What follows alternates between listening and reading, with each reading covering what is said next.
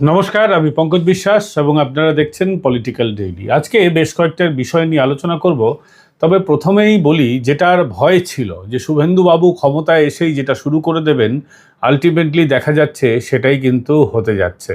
এ রাজ্যে শুরু হয়ে গেছে বুলডোজার অ্যাকশন। বুলডোজার একেবারে প্রথম সপ্তাহেই চালানো শুরু হয়ে গেছে এবং শুভেন্দু অধিকারী স্পষ্টভাবে বলে দিয়েছেন যে কোনো রকমভাবে অপরাধ সহ্য করা হবে না। যোগী আদিত্যনাথ যখনই নিজের গলার উত্তরীয় শুভেন্দু অধিকারীর গলায় যখন দিয়ে দিলেন, তখনই আমাদের বুঝে যাওয়া উচিত ছিল বাংলার যোগী আদিত্যনাথ হচ্ছেন শুভেন্দু অধিকারী। যোগী আদিত্যনাথ নিজের উত্তরাধিকার শুভেন্দু অধিকারীর হাতে তুলে দিয়েছেন। তিলজলায় বুলডোজার অ্যাকশন শুরু হয়ে গেছে। সেই তিলজলা যেখানে অগ্নিকাণ্ডে দুজন মানুষ মারা গেছেন, ইতিমধ্যেই গ্রেফতার হয়েছেন, অনেকেই গ্রেফতার আরও হবেন। এর আগে আমরা সুজিত বোস, এই যে তিনিও যে গ্রেফতার হয়েছেন, সুজিত বোস, তিনি যতদিন দমকল মন্ত্রী ছিলেন আমরা দেখতাম সব জায়গায় অগ্নিকাণ্ডের ঘটনায় সেটিং হয়ে যেত। এবার সেই সেটিং হবে না, শুভেন্দুবাবু কিন্তু বুঝিয়ে দিয়েছেন। যেটা আমাদের কাছে নবান্ন সূত্রে খবর এসেছে, কসবা, তিলজলা, ইকবালপুর, মমিনপুর এলাকায় বুলডোজার অ্যাকশন চলবে। এই সমস্ত এলাকায় শয়ে শয়ে অবৈধ দোকানপাট, অবৈধ কারখানা, অবৈধ টেনারি, বহু কিছু এই ধরনের অবৈধ কাজকর্ম হচ্ছে। এই সমস্ত অবৈধ কারখানা খুব শীঘ্রই ভেঙে ফেলা হবে, এমনটাই কিন্তু নবান্ন সূত্রে আমরা জানতে পারছি। আপনারা এক্ষেত্রে প্রশ্ন করতেই পারেন, তাহলে ভাইপোর লিপস অ্যান্ড বাউন্সের কি হবে? কারণ ভাইপো, তার কারখানাটাও তো অবৈধ, সেখানে তো লিপস অ্যান্ড বাউন্সের জল, লিপস অ্যান্ড বাউন্স খাতায় কলমে নাকি জল তৈরি করে, সেই জল আমি আপনি কেউ পান করিনি, ভাগ্য ভালো, না হলে কত মানুষ যে টপকে যেত জানা নেই। তো apart from the jokes, the thing is that কি এই তিলজলায় আপনারা দেখছেন যে বুলডোজার অ্যাকশন যখন শুরু হলো, এটা কিন্তু এখন চলতে থাকবে, এটা কিন্তু কোথাও আটকাবে না। যেখানেই অবৈধ কারখানা হবে, অবৈধ ট্যানারি হবে, অবৈধ কাজকর্ম চলবে, বুলডোজার অ্যাকশন কিন্তু শুরু হয়ে যাবে। শুভেন্দু অধিকারী ক্ষমতায় এসছেন এক সপ্তাহ হয়নি, বুলডোজার কিন্তু চলতে শুরু করে দিয়েছে এবং সমস্ত ডিপার্টমেন্টে বুলডোজার কিন্তু চলবে। কেউ কোনো রকম মাথায় কোনো রকম সন্দেহ রাখবেন না। আপনি দেখুন, শুভেন্দু অধিকারী ক্ষমতায় এসেই অশোক কীর্তনিয়া, যিনি খাদ্যমন্ত্রী, তাকে বলেছেন অ্যাকশন নিতে, তিনিও তার ডিপার্টমেন্টে অ্যাকশন নেওয়া শুরু করে দিয়েছেন। এতদিন আটা বিলি হতো, এতদিন রেশন থেকে আটা বিলি হতো, সেটাকে বন্ধ করে দেওয়া হলো। কেন বন্ধ করা হলো? এটা দীর্ঘদিনের র্যাকেট। তৃণমূলের খাপের যারা আটা যারা তৈরি করেন, মানে যাদের আটা মিল আছে, তাদেরকে এই গম দেওয়া হতো, বলা হতো আটা দেবে, আটা তৈরি করে দিতে হবে। এবার ওই গম থেকে আটা তৈরি করার নাম করে কাটমানি খাওয়া হতো। সরকার যে পরিমাণ ভালো গম দিত সেইটা দেওয়া হতো না, সেই গম কালোবাজারি হয়ে যেত এবং খারাপ গমের আটা সাধারণ মানুষের কাছে দেওয়া হতো। অনেক ক্ষেত্রে অনেকে বলেন যে তার মধ্যে উল্টোপাল্টা জিনিসও মিশিয়ে দিত অনেকে, অনেক ধানাই পানাই বীজ, মানে তেঁতুলের বীজ হোক বা অন্য কোনো বীজ হোক, যা খুশি, মানে আমি বলতে চাইছি যে বিভিন্ন ধরনের বীজ থেকে বীজের ভিতরের যে পদার্থ, সেটাকেও আটার সাথে মিশিয়ে দেওয়া হতো। এরকম নানান ধরনের অভিযোগ আছে। এই আটা ভাঙানোটা একটা বলো কেলেঙ্কারি। ওই বালু মল্লিক, জ্যোতিপ্রিয় মল্লিকের আমলে এটা শুরু হয়েছিল, রথীন ঘোষের আমলেও চলছিল। রথীন ঘোষের বিষয়টাতে পরে আসবো। তো এই যে নেক্সাসটা আছে, যেখানে যেখানে অবৈধ কাজকর্ম হচ্ছে, অপরাধ হচ্ছে, সেগুলো কিন্তু সব দ্রুত যত চোখে পড়ছে সব বন্ধ করে দেওয়া হবে। বুলডোজার অ্যাকশন শুধু এই ডিপার্টমেন্টে নয়, আমি আর একটা এক্সক্লুসিভ খবর আপনাদেরকে দিচ্ছি, যেটা অন্য কোনো চ্যানেলে পাবেন না, হয়তো দু একদিন পরে পেতে পারেন। আমি এক্সক্লুসিভ খবর দিচ্ছি, সেটা হচ্ছে বিভিন্ন পুরসভাতেও কিন্তু বুলডোজার অ্যাকশন শুরু হয়ে গেছে। মানে পুরসভা ভেঙে দেওয়া হবে না, সেরকমটা নয়, অবশ্যই প্রয়োজন পড়লে পুরসভাও ভাঙা হবে। কিন্তু আপাতত যেটা সিদ্ধান্ত হয়েছে, অগ্নিমিত্রা পল বিভাগীয় যিনি মন্ত্রী আছেন, তিনি সিদ্ধান্ত নিয়েছেন যে কোনো পুরসভার পেমেন্ট আগে যেমন যথেচ্ছভাবে দিয়ে দেওয়া হতো, এখন আর সেভাবে দেওয়া হবে না। পুরসভার পেমেন্টগুলো স্থগিত করে দেওয়া হয়েছে। সমস্ত পুরসভার পেমেন্ট পিডব্লিউডি দপ্তরে পাঠানো হবে, অগ্নিমিত্রা পলের কাছে পাঠানো হবে। এই অগ্নিমিত্রা পল সিদ্ধান্ত নেবেন, তার বিভাগীয় আধিকারিকরা সিদ্ধান্ত নেবেন, কারণ পুরসভায় বহু ভুয়ো বিল কিন্তু ছাড়া হয়। পুরসভা হচ্ছে দুর্নীতির আঁতুর ঘর, কোনো সন্দেহ নেই তাতে। পুরসভার সমস্ত চেয়ারম্যানের ছেলেপুলেরা চাকরি পেয়েছেন, বিভিন্ন জায়গায় তারা টেন্ডার তুলে বেড়াচ্ছেন, সবাই ব্যবসায়ী হয়ে গেছেন তৃণমূলের আমলে, এবং প্রচুর ভুয়ো বিল জেনারেট করা হয়, কাজ হয়নি অথচ বিল ছেড়ে দেওয়া হচ্ছে। এইসব কিন্তু আর চলবে না, অগ্নিমিত্রা পল তার বিভাগীয় আধিকারিকদের জানিয়ে দিয়েছেন। ফলে সমস্ত ডিপার্টমেন্টের এবার থেকে যে বিলগুলো আসবে সেটা অগ্নিমিত্রা পল দেখবেন, তার বিভাগীয় আধিকারিকরা দেখবেন, তারপর ছাড়া হবে। কেউ যদি মনে করেন যে লুটে পুটে ছেড়ে ছুড়ে দে মা করে কমে খাই, সেই ব্যাপারটা বন্ধ হয়ে গেছে এবং অনেকের চাকরি যেতে শুরু করে দিয়েছে। এই যে রতিন ঘোষের আমলের কথা বলছিলাম, রতিন ঘোষের আমলে পরে আসবো, একটু সাংবাদিকদের ব্যাপারে শুনবেন নাকি? সাংবাদিকদের ব্যাপারে বলে, এই যে চাকরি করে কম্ম খাওয়া, তৃণমূলের আমলে না বহু তৃণমূল নেতারা সাংবাদিক সেজে বসেছিলেন, করে কম্মে খাচ্ছিলেন। তাদের মধ্যে অন্যতম হচ্ছেন কুণাল ঘোষ। ব্যক্তিগতভাবে তার সঙ্গে আমার কোনো শত্রুতা নেই, আমাকে তিনি একটা সময় যথেষ্ট ভালোই বাসতেন, বা এখনও তিনি আমার জন্মদিনে উইশেস পাঠান, গুড উইশেস পাঠান। কিন্তু তার মানে এই নয় যে তাকে আমার তরফ থেকে কোনো ছাড় দেওয়া উচিত, তার বিরুদ্ধে আমি কিছু বলবো না, বিষয়টা এমন নয়। অন্যায়টাকে অন্যায় বলাটা আমার কর্তব্য, আজীবন বলে এসেছি, এখনও বলবো, তাতে যা খুশি হয়ে যাক। তৃণমূল যদি মনে করে মেরে দেবে, মেরে দিতে পারে, কোনো অসুবিধা নেই। এই কুণাল ঘোষ, আপনি বলুন তো, ইনি তো একটা দলের মুখপাত্র ছিলেন, এবং এই দলের মুখপাত্র থাকা অবস্থায় তিনি সংবাদ প্রতিদিনের দপ্তর থেকে বসে প্রেস মিট করতেন। এই যে আমার চেয়ার, এটা তো সাংবাদিকের চেয়ার, এটাতে তো কোনো রাজনীতির কথা বলা যায় না। এখান থেকে আমি কোনো দলের মুখপাত্র হিসেবে কোনো কিছু বলতে পারি। এই যে আমার অফিস, এটা খবরের অফিস, এখানে শুধুমাত্র খবরের কাজ হয়। এখানে কি কোনো তৃণমূলের বৈঠক করা উচিত বা বিজেপির বৈঠক করা উচিত, কোনো রাজনৈতিক দলের বৈঠক করা কি এখানে উচিত? আপনারা কি বলেন? সাংবাদিকতার এথিক্স বলছে এই ধরনের কাজ কিন্তু করা যায় না, করা উচিত নয়। অথচ তৃণমূলের অফিসে না বসে সংবাদ প্রতিদিনের অফিস থেকে দীর্ঘদিন মুখপাত্রের কাজ চালিয়ে গেছেন কুণাল ঘোষ, এবং এটা হচ্ছে মমতা বন্দ্যোপাধ্যায়ের নির্দেশে। সংবাদ প্রতিদিন থেকে তাকে একাধিকবার উচ্ছেদ করা হয়েছে, বের করে দেওয়া হয়েছে বলবো না, তাকে রীতিমতো ঘাড় ধাক্কা দিয়ে বের করা হয়েছে, উচ্ছেদ করা হয়েছে। বারবার তিনি ফিরে এসেছেন, এখনও চেষ্টা করে যাচ্ছেন তৃণমূলের সঙ্গ ছেড়ে বিজেপির সঙ্গ নেওয়ার। তো এর পেছনের ঘটনাটা কি? কুণাল ঘোষ যে গতকাল সংবাদ প্রতিদিন ছেড়ে দিয়েছেন, বা অন্যভাবে বলতে গেলে তাকে যে লাথি মেরে বের করে দেওয়া হয়েছে, পেছনের গল্প হচ্ছে যে সৃঞ্জয় বসু চাইছেন যে সংবাদ প্রতিদিনকে রাজ্য সরকার, মানে আগের যে রাজ্য সরকার, তৃণমূল সরকার যেভাবে বিজ্ঞাপন দিত, এখনও যাতে তার, প্রথমত হচ্ছে তার তো বিভিন্ন রকমের ব্যবসা আছে, তার কোনো ব্যবসা যাতে বিপদে না পড়ে, এক। দ্বিতীয় হচ্ছে সংবাদ প্রতিদিনে সরকারি বিজ্ঞাপন যাতে বজায় থাকে, এর জন্য তিনি সচেষ্ট হয়েছেন। আরএসএসের কাছে দরবার করেছেন, বিজেপির নেতাদের কাছে দরবার করেছেন, কার কাছে দরবার করেছেন, কবে দরবার করেছেন, সবটাই জানি। কিন্তু বিজনেসম্যানের কিছু করার থাকে না, সরকারের সঙ্গে চলতে হয়। এবং মমতা বন্দ্যোপাধ্যায় এমন একজন বদমহিলা যে কুণাল ঘোষের মতন, বিশ্ব মজুমদারের মতন ব্যক্তিদের, মানে তার পোষিত চটিচাটাদের, পদলেহনকারীদের, এইসব কীটপতঙ্গদের তিনি কি করেছেন, বিভিন্ন জায়গায় বাধ্য করেছেন, মানে তাদেরকে নিতেই হবে। মানে কুণাল ঘোষকে বাধ্য করা হয়েছে, মানে কুণাল ঘোষ ওখানে চাকরি করবেই, এটা মমতার নির্দেশ। বিশ্ব মজুমদার ওখানে চাকরি করবেই, এটা মমতা বন্দ্যোপাধ্যায়ের নির্দেশ। এরকম অনেকেই আছেন, সবার নাম কি নিতে গেলে সবার সঙ্গে মানে এটা অনেক সময় নষ্ট হবে। প্রথম কথা হচ্ছে এইটা। তো প্রত্যেক হাউসে এরকম লোক আছেন, কলকাতা টিভিতেও এরকম লোক আছেন, 24 ঘন্টাতেও এরকম লোক আছেন। তো 24 ঘন্টায় তো বহু মানুষ আছেন। আমাদের সহকর্মীরা তাদের সম্পর্কে বলছেন, তাদের মধ্যে একজন হচ্ছেন সঞ্জয় ভদ্র। সঞ্জয় ভদ্রের বিরুদ্ধেও তৃণমূলের সঙ্গে ব্যাপক মাখো ব্যাপার, এরকম অভিযোগ আছে।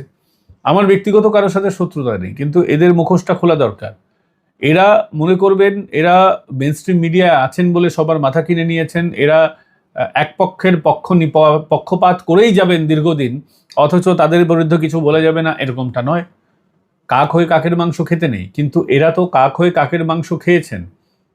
এরা নিজেদের চেয়ারের মিসইউজ করেছেন, সকলেই করেছেন। যারা মমতা বন্দ্যোপাধ্যায়ের সঙ্গে, আপনারা আজকে চিহ্নিত করে রাখুন, যারা যারা মমতা বন্দ্যোপাধ্যায়ের সঙ্গে স্পেন ট্যুরে গেছেন, লন্ডন ট্যুরে গেছেন, সমস্ত ট্যুরের ছবিগুলো সেভ করে রেখে দিন। এরা সকলেই হচ্ছে মমতা বন্দ্যোপাধ্যায়ের পদলেহনকারী। আনন্দবাজার পত্রিকাতেও এরকম একজন ব্যক্তি আছেন, সবাই তাকে অনিন্দ জানা নামে চেনে। তিনিও মমতা বন্দ্যোপাধ্যায়ের খুব কাছের মানুষ। তো এইসব কাছের মানুষ হয়ে তারা বিভিন্ন রকম সুযোগ সুবিধা নিয়েছেন, অসুবিধা কিছু নেই, যেই সুযোগ পাবে সেই সুবিধা নেবে, তো নিয়েছেন। এবং মমতা বন্দ্যোপাধ্যায় এই সুযোগ পাইয়ে দেওয়ার বিনিময়ে নিজের যা খুশি একটা যা খবর করানো প্রয়োজন সব খবরগুলো করিয়েছেন বিভিন্ন প্রতিষ্ঠানে।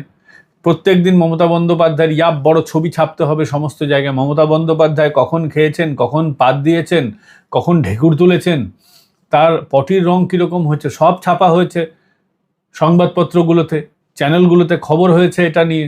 তিনি কি দিয়ে ভাত খান, তিনি কিভাবে রান্না করেন, আগুন ছাড়া কিভাবে তিনি রান্না করেন, একমাত্র তো মমতা বন্দ্যোপাধ্যায় আগুন ছাড়া রান্না করে ফেলেন, তিনি এ বিষয়ে বিশারদ আছেন। তো এই সমস্ত জিনিসগুলো যে হয়েছে, এই সমস্ত চটিচাটা সাংবাদিকরাই দেখিয়েছেন। আজকে তারা সরকার বদল হয়েছে বলে বিপদে পড়েছেন, কেউ কেউ শিবির বদল করার চেষ্টা করছেন, অনেকের চাকরি যাচ্ছে, কুণাল ঘোষদের মতো, বিশ্ব মজুমদারদের মতো। তো এদের এবং মমতা বন্দ্যোপাধ্যায় এদেরকে অ্যাক্রেডিশন কমিটির মাথায় রেখেছিলেন, অনেকজনকে, 12 জনকে মিলে এক অ্যাক্রেডিশন কমিটি হয়, সেই অ্যাক্রেডিশন কমিটির মাথায় রেখেছেন। অনেকগুলো সরকারি কমিটি আছে যার মাথায় মমতা বন্দ্যোপাধ্যায় নিজের খাপের লোকদের বসিয়েছেন। আজকে এক এক করে তাদের পদ যাচ্ছে, ওখানেও বুলডোজার অ্যাকশন চলছে। তবে বুলডোজার অ্যাকশন এখানে থেমে থাকবে না। আপনারা তো দেখেছেন যে মদন মিত্র কেমন অসুস্থ হয়ে গেছেন, মদন মিত্র ভর্তি হয়ে গেছেন বেলভিউ হাসপাতালে, শোনা যাচ্ছে তার নাকি ফিয়ার সাইকোসিস সিনড্রোম হয়েছেন, মানে আসলে কোনো রোগ নেই, ভয়ের চোটে তিনি ভর্তি হয়ে গেছেন হাসপাতালে, এটা হচ্ছে ফিয়ার সাইকোসিস বা ফিয়ার সিনড্রোম। তো এরকম অনেকেরই এরকম পেটে ব্যথা, পেছনে ব্যথা, মাথায় ব্যথা, হাঁটুতে ব্যথা হবে। রতিন ঘোষকে আপনারা দেখেছেন, রতিন ঘোষও যাচ্ছেন না, হাজিরা এড়িয়ে যাচ্ছেন। তিনি জানেন যে যেদিনই সিজিও কমপ্লেক্সে হাজিরা দেবেন ইডির দপ্তরে, সেদিনই অ্যারেস্ট হয়ে যাবেন। ফলে এখন এগুলো চলতে থাকবে, অসুবিধার কিছু নেই। গর্গ চট্টোপাধ্যায় তিনিও গতকাল অ্যারেস্ট হয়েছেন, 24 রাউন্ড কার্তুজ তার কাছ থেকে উদ্ধার হয়েছে। আমার বক্তব্য হচ্ছে 24 রাউন্ড কার্তুজ কি কারণে এরা ব্যবহার করছিল বা বাড়িতে জমিয়ে রেখেছিল। আরেকজনের বাড়ির নিচে পাওয়া গেছে হচ্ছে গোপন কুঠুরি পাওয়া গেছে, বাড়ির নিচে, ঘরের নিচে, মাটির তলায় তারা গোপন আস্তানা করে রেখেছে। ভাবতে পারেন এদের উদ্দেশ্যটা কি ছিল? এরা যদি ক্ষমতায় চলে আসতো, আমার আপনার কি হালটা না বেহাল করে দিত। 4 তারিখ ডিজে বাজাবে বলেছিল সেই ভাইপো, যাকে এখন খুঁজে পাওয়া যাচ্ছে না, মুখ লুকিয়ে বেড়াচ্ছে, সেই ভাইপো তো সত্যি ডিজে বাজাতো। চন্দ্রনাথ রথকে যেভাবে খুন করেছে, এরকম চন্দ্রর মতন হাজার হাজার আমাদের খুন করত। কপাল ভালো যে বিজেপি সরকার চলে এসেছে, মানুষ শান্তিতে আছে। আপনারাই বলুন তো, বিজেপি এই যে ক্ষমতায় এসছে, কটা মার্ডার হয়েছে, কটা পোস্ট ভায়োলেন্স হয়েছে, এটাই যদি তৃণমূল আসলে কি হতো। আজকে তৃণমূল ক্ষমতায় নেই, তারপরও রত্না দেবনাথ মানে অভয়ার মা, তার বাড়ির আশেপাশে বোম মারছে, বিভিন্ন এলাকায় বোম মারছে, চন্দ্রকে মার্ডার করিয়ে দিচ্ছে, বিভিন্ন জায়গায় গন্ডগোল পাকাচ্ছে। বসিরহাটে বিজেপি কর্মীদের উপরে চড়াও হচ্ছে, ব্যারাকপুরে চড়াও হচ্ছে, বিভিন্ন জায়গায় চড়াও হচ্ছে। এখন ক্ষমতায় নেই তাও বিজেপি কিন্তু পাল্টা কোনো সেইভাবে প্রতিশোধের ইয়েটা কিন্তু শুরু করেনি। আজকে তৃণমূলের নেতারা লাইন দিয়ে বসে আছেন। সব্যসাচী বারাসাতের প্রার্থী তৃণমূলের, তিনি লাইন দিয়ে আছেন বিজেপিতে। একবার কাউন্টার বাইট দেওয়ার ক্ষমতা হলো না যে না, আমি বিজেপিতে যেতে চাইনি, আমি তৃণমূলেই আছি। কতটা নির্লজ্জ এই লোক, কখনো বিজেপিতে আসে, কখনো আবার তৃণমূলে চলে যায়। 2021-এর আগে বিজেপিতে এসেছিল, আবার চলে গেছে। থ্যাঙ্কস টু বিজেপির যিনি রাজ্য সভাপতি আছেন শ্রমিক ভট্টাচার্য, আপনাকে ধন্যবাদ যে আপনি কাউকে নিচ্ছেন না। আপনাকে সত্যি এর জন্য শতকোটি নমন। যারা যারা নিজেরা আবির মেখে স্বঘোষিত বিজেপি হবেন, তাদের ব্যাপারটা আলাদা। কেউ রাস্তায় যদি আবির মেখে জয় শ্রীরাম আমি বিজেপি করি বললে, তো ডিজিটাল মেম্বারশিপ তো যে কেউ নিতেই পারে, ওই মিস কল মেম্বারশিপ। তাই বলে তো বিজেপি হওয়া যায় না। বিজেপির একটা নীতি আদর্শ আছে। বিজেপির পার্টি অফিসে আপনাদের প্রবেশ হবে না, আগামীতেও হবে না। আমি বিজেপির নেতারা যারা ভিডিও দেখেন, আমি তো জানি যে আমার নেতারা সকলেই এই ভিডিওটা দেখেন, তো যারা বিজেপির নীতি নির্ধারণ করেন, শ্রমিক ভট্টাচার্য সহ, অগ্নিমিত্রা পল সহ অন্যান্যরা, শুভেন্দু অধিকারী দাস, সারা আরও যারা দেখছেন ভিডিও, আপনাদেরকে বলবো, বিজেপি নেতারা আপনাদেরকে হাত জোর করছে, যারাই বিজেপি করতে আসবে এই 4 তারিখের পরে, 4ঠা মের পরে যারা বিজেপি হয়েছেন, স্বঘোষিত বিজেপি, এদেরকে 5 বছর আরএসএস এর ট্রেনিং নিতে পাঠান। 5 বছর এরা আরএসএসটা করুক, সকালবেলা উঠেই মাঠে যাক, মাঠে গিয়ে নমস্তে সদা বৎসলে মাতৃভূমি গান করুক, বৌদ্ধিক নিক, সংস্কৃত যে কবিতাগুলো আমাদের দেওয়া হতো সেগুলো মুখস্থ করুক, আরএসএসের গানটা পুরোটা মুখস্থ করুক, বৌদ্ধিক মুখস্থ করুক, এরা শারীরিক করুক, আরএসএসের ট্রেনিং নিক, ও প্রাথমিক শিক্ষাবর্গ করুক, 5 বছর এদেরকে দিয়ে জম্পেশভাবে আরএসএস করান, তারপর এরা যদি বিজেপিতে ঝান্ডা ধরতে চায় তারপরে, কিন্তু আগে এদের দরকার নেই। মানুষ আমাদের জিতিয়েছে, আমরা সাংগঠনিক জোরে জিতিনি, আমাদের মানুষ জিতিয়েছে। আগামীতেও ভালোভাবে কাজ করলে মানুষই আমাদের জেতাবে। তার কারণ, মানুষ তো একটা কারণেই জিতিয়েছে, সবচেয়ে বড় কারণ সেটা যে এবার বিজেপি ক্ষমতায় না এলে এটা বাংলাদেশ হয়ে যেত। সেই কারণে মানুষ আমাদের দিয়েছে। মানুষ তার মানে তৃণমূলকে ভয় পায়। যারা আমরা সিপিএমকে ভয় পেতাম, সিপিএমের অত্যাচার যারা আমরা দেখেছি, তারা আমরা তো কোনোদিন সিপিএমকে ভোট দেবো না। আর যারা আমরা তৃণমূলের অত্যাচার সহ্য করেছি, কোনোদিন তৃণমূলকে ভোট দেবো না।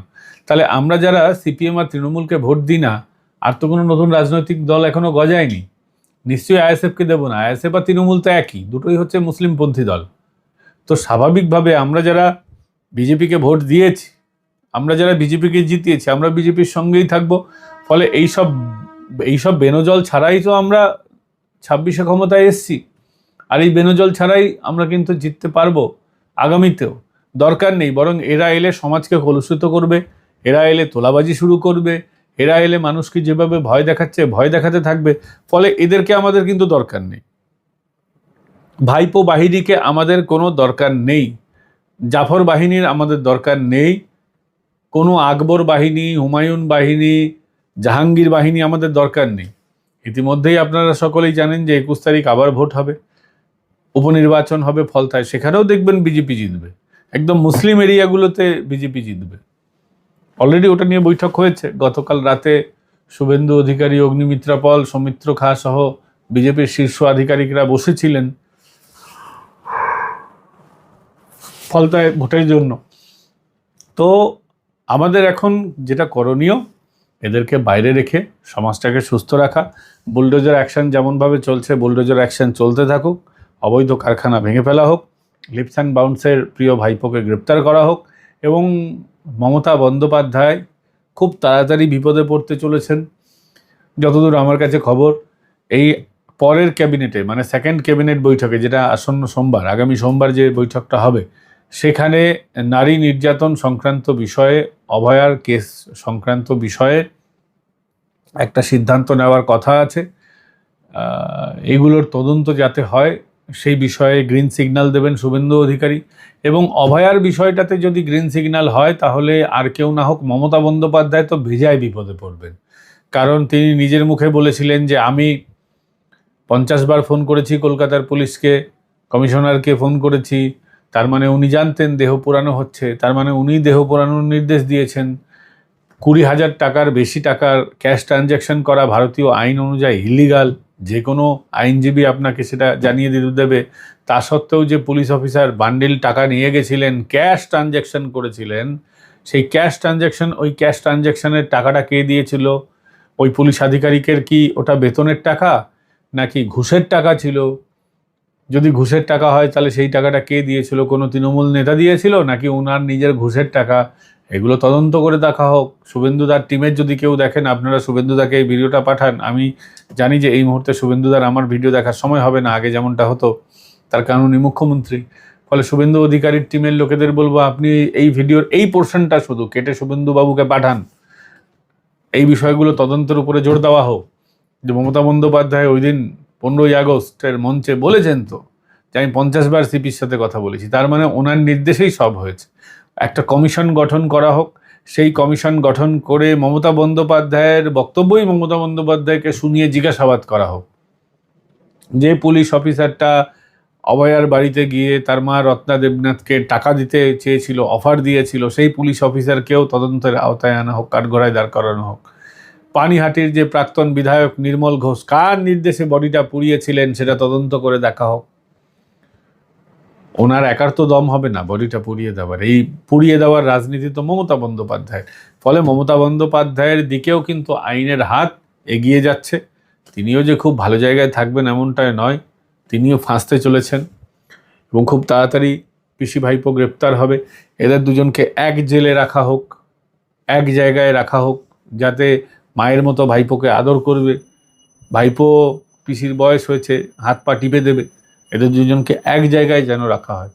এবং এদের যাতে আগামী 5-7-10 বছরে বেল না হয়, সেই ব্যবস্থা শুভেন্দু অধিকারী দাদাকে করতে হবে, ওনাকে করতে হবে। কারণ এরা বাইরে এলে বিজেপিকে বিপদে ফেলবে, সরকারকে বিপদে ফেলবে, দেশ বিরোধী কাজকর্ম করবে। এটা কিন্তু আমাদের মাথায় রাখতে হবে।